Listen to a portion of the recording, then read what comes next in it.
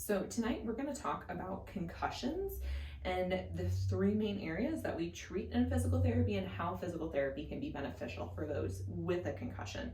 I'm Dr. Sarah from Resilience RX, and let's get started. So the three main components of a concussion are physiologic, so how high your heart rate can get before you experience symptoms, vestibulo-ocular, which is a really fancy way of saying balance and eye movement, and cervicogenic, which is any neck components that can contribute to a concussion or make concussion symptoms worse.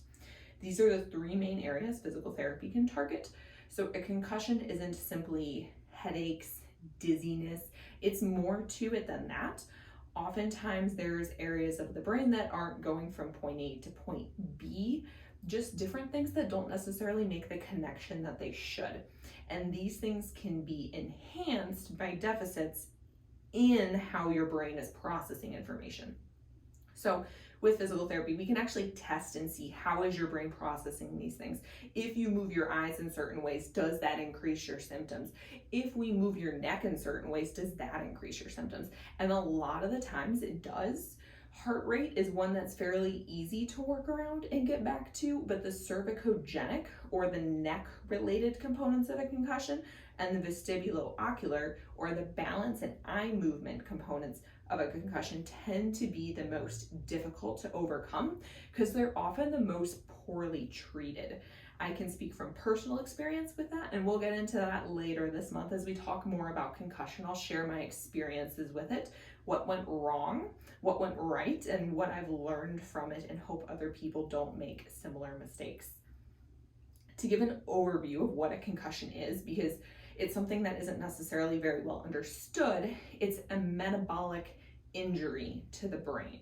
So think about when you pull a muscle, you strain a muscle, you have a metabolic injury. There's chemical inflammation, there's chemicals from the tear, there's chemicals your body brings in to try to recover. Something very similar happens in the brain. So your muscles work on ATP. They also work on electricity, but ATP is kind of the molecule they need to contract and relax. Your brain also needs ATP to do its job. And to make a very complicated process very simple, in a concussion, the brain does not have enough ATP to carry out its functions. So it reaches its capacity for functional tasks, for thinking, for seeing, for balance, for sensing your surroundings very quickly, which is why a very bright environment, a very noisy environment, an environment with lots of visual stimulation can be more fatiguing for the brain than an environment that's more gentle, quieter, calmer.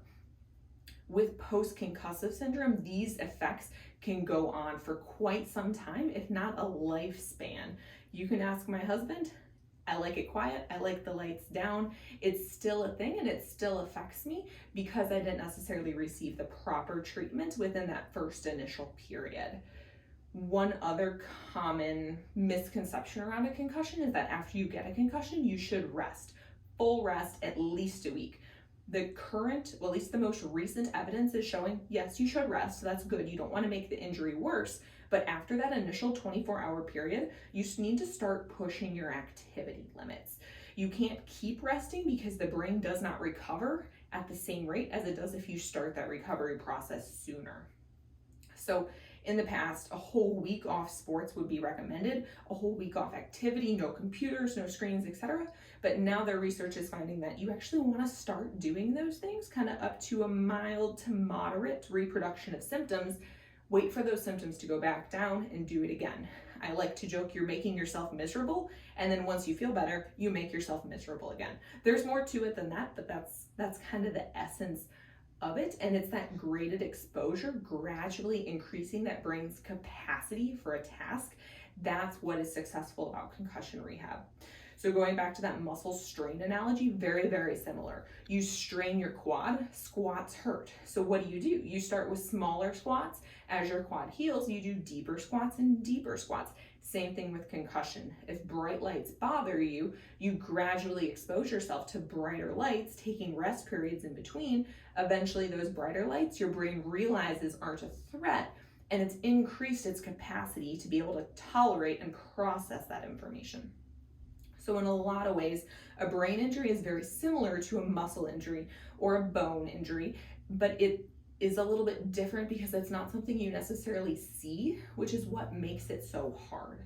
It's also hard because one of the most common symptoms is confusion.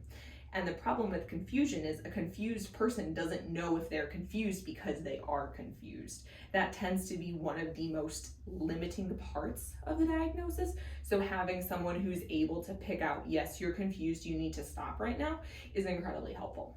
If you've experienced a concussion, if you have concussion symptoms still, I'd love to chat with you. Feel free, shoot me a message or comment below.